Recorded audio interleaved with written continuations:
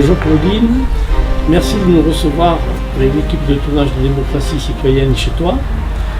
Nous nous sommes rencontrés au cours d'activités sportives et associatives. Est-ce que tu pourrais nous dire nous donner quelques précisions pour que les Castelnauviens te connaissent un peu mieux?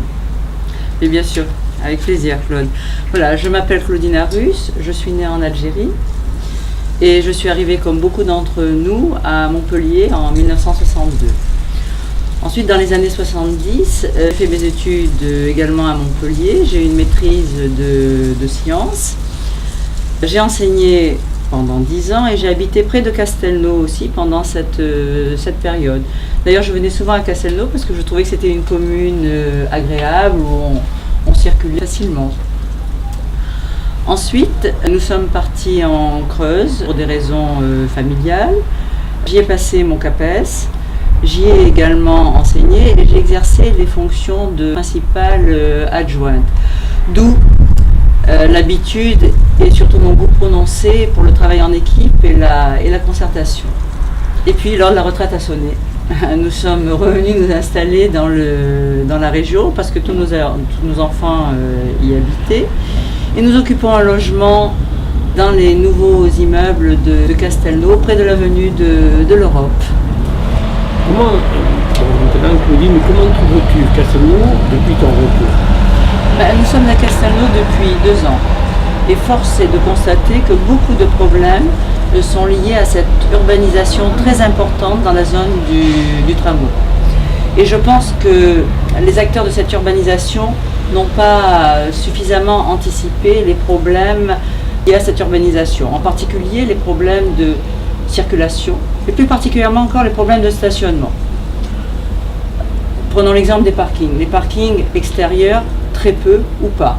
Ne parlons pas des parkings handicapés, inexistants. Les parkings souterrains. Dans les constructions actuelles, il y a un parking de prévu par logement, même pour les logements les plus grands, ce qui ne correspond absolument pas aux besoins actuels. Alors tous ces problèmes ont généré pas mal de conflits de voisinage. Et je trouve cela très regrettable. Parce que je voudrais dire aux anciens Castelnauviens qui ont raison de réagir que ce n'est pas de notre responsabilité et qu'il faut trouver d'autres moyens de résoudre les problèmes plutôt que de s'affronter dans la rue. Oui, mais tu mets le doigt sur un problème que j'avais dénoncé en 2007 quand j'ai déposé un rapport sur le PLU et j'avais dit qu'on allait à la catastrophe parce que ce plan local d'urbanisme n'a pas été bien pensé. Voilà. Tout à fait. Et encore, je ne parle pas des problèmes de trottoirs qui sont mal fichus. Se promener sur un trottoir avec un fauteuil roulant, une poussette, c'est carrément mission impossible à l'heure actuelle. Bon, maintenant, peut-être pourrais-tu nous dire pourquoi tu as rejoint l'équipe de démocratie citoyenne?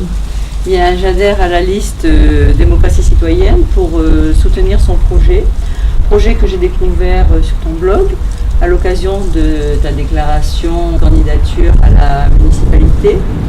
Alors ce projet m'a semblé tant dans sa mise en œuvre que dans ses objectifs répondre tout à fait aux besoins de développement de l'urbanisation, une urbanisation plus harmonieuse à Castelnau. Alors de plus, c'est une liste apolitique qui me convient parce que je pense qu'elle saura fédérer toutes les bonnes volontés autour de ce projet.